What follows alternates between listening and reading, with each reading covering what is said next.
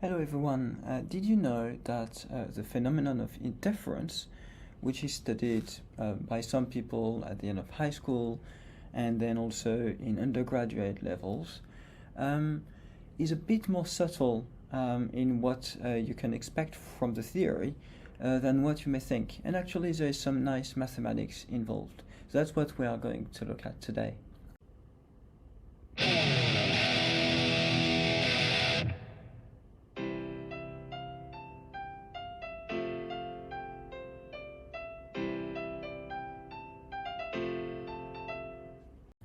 So first of all, let's put a bit of context here. Interference is a phenomenon associated to waves. So what that means is that you've got a point source and then a corresponding wave which is going on. And this wave is going to behave as you can see on the screen. Okay, so you've got essentially a set of peaks and troughs which are simply outgoing from the point source. All right. Now, please try to have a look at the color scale, where the yellow corresponds to the highest possible amplitude, the completely black corresponds to minus the maximal amplitude, and then the green corresponds to 0. Okay, so that's kind of where we are.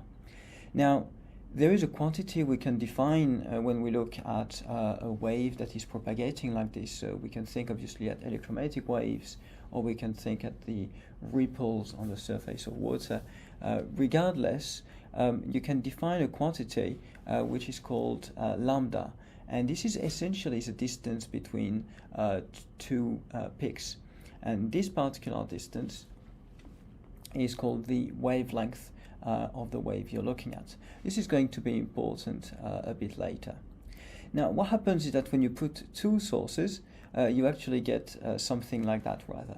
Okay, so it's a much different pattern, but one of the things you can notice is essentially you've got these diagonal lines which are kind of blurry green. So one of the things that it tells us is that it's green. So because it's green, it tells us that the value there is actually 0.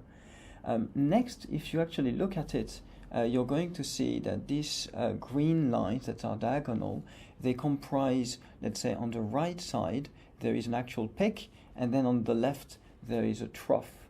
And so what it means is that exactly in the middle, you've got what is called destructive interference. Now, the very bright part then correspond to what is called constructive interference in that case. Now, in general, you can get fairly easily a mathematical expression for the intensity of the waves that are interfering, so the energy, if you will, carried out by them per surface area or per unit length, depending on the dimension of your system. And what you're going to find is that the expression is going to be like this. At any point m, the time-independent intensity is going to be equal to 2I0, which is some kind of initial intensity you put in the system, and then 1 plus cosine of 2 pi delta m over lambda. Okay. Now, what is delta m? Well, it relies on the rays I've actually traced between S1 and S2 and m. And essentially, this is going to correspond to what is called the path difference. So delta m is simply the absolute value of S1m minus S2m. Okay, so we just subtract the two distances, and then we simply check what is the absolute value of that. Now, the reason why mathematics enters into the picture is because we are dealing now with a triangle. Okay, and there are actually things or identities or theorems, if you will, that are called triangle inequalities. And in Euclidean geometry, what they tell us, the one that is very much known, called the triangle inequality, tells us that S1m, for example, is actually less than or equal to S1, S2 plus S2m. Okay, essentially that's this is something you would check as well by using Pythagoras' theorem, for example. Now, a less known theorem or inequality is a reverse triangle inequality that tells us that S1m minus S2m is less than or equal to S1, S2. Now this is interesting because in the problem of optics or interference that we are looking at, essentially S1 and S2, or the distance S1, S2, is actually fixed. It's fixed in the problem, while the point M can actually vary all the time. The distance S1, S2 is actually fixed. So what I wanted to look at is how exactly the fact that there is this reverse triangle inequality that is satisfied, how this is going to impact the formula we've seen before for the intensity when there is actual interference. And so that's what I'm going to show here in this particular situation. So what we are going to see is the following. So this is a simulation I've made, and there are multiple things to look at. So first of all, on the left, I'm going to plot the path difference, delta, as a function of y. And y is actually the distance along the screen I actually go to. Here, this is representing the 2 point sources, and then the distance between them, S1, S2, is actually d. The distance to the screen between the sources is actually L, and then I'm going to, so that's the screen, which is at a distance L, and on which I see the point M. Now here I'm plotting the actual intensity observed on the screen. Finally, that's again the point on the screen, and that's the y-axis that is going to vary a bit later. What you're going to see is that as I vary y, I'm going also to zoom out, and this is going to change the aspect ratio. So you can have an idea of what is the aspect ratio I'm looking at, which is a ratio of the horizontal axis versus the vertical axis. So let's try to see what happens. So if I increase a little bit, so I go a bit toward the right, I'm going to see a typical pattern here. And you see that we are in the linear regime of the path difference delta as a function of y, and we see very nicely defined peaks that are all of the same height. The height is actually 4I0, and they are all of the same width as well.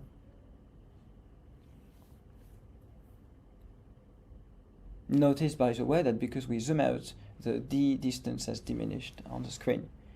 Now we continue, we do observe these peaks. They are all still of height 4I0, but one thing we can already notice, and this is going to be a bit more visible afterwards, is that the actual width of the peaks, the last ones that have been drawn, are actually larger. And in fact, that's the case here as well. And as we continue to actually put the point on the screen further and further away along the y direction, then we actually reach a plateau. In this particular case, the plateau appears to be around 11/3 I0, so very close actually to 4 I0, but it doesn't need to be that high. It's going to saturate at basically 2 I0, and then 1 plus cosine of 2 pi d over lambda. So that's one of the things that we get. Now, of course, experimentally you could argue, but that's not what we actually see. Experimentally, you may see actually a set of peaks, but this set of peaks eventually kind of end, and then you've got essentially some darkness there. And so we can try to think as to why this is happening.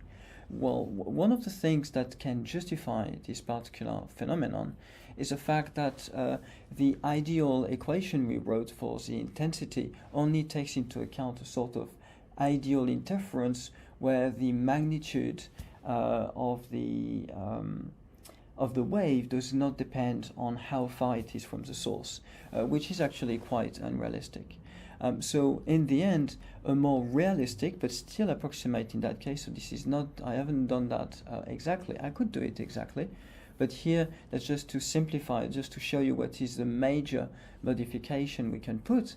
If we are in 2 dimension, essentially we need to divide basically the previous formula by the distance, let's say, from the sources to the point M. Okay, so that's what we need to do essentially.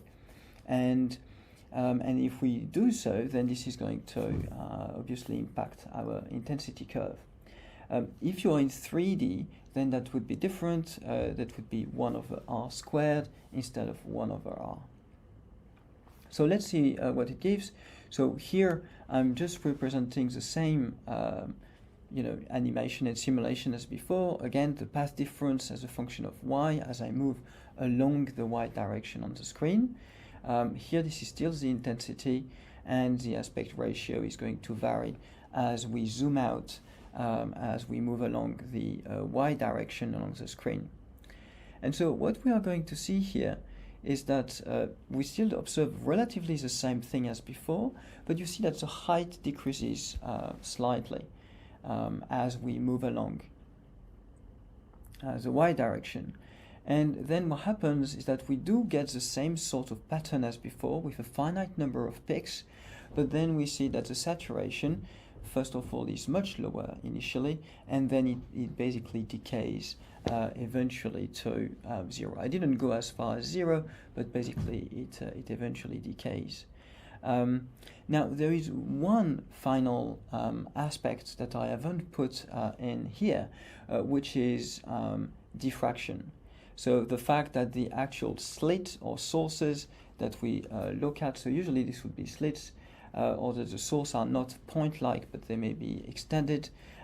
Even if they are coherent, they may actually give rise to a diffraction phenomenon, which is going to lead to a further additional decay as well. Okay, but the bottom line here is really that, first of all, there are finitely many fringes of interference. They may be numerous, but in this particular case, for example, they are not. It's more for the illustrative purpose. But in any case, they don't continue to infinity, no matter if you take the ideal formula we started with or not. And the cause of this is actually the triangle or the reverse triangle inequality, which is quite a deep mathematical let's say identity.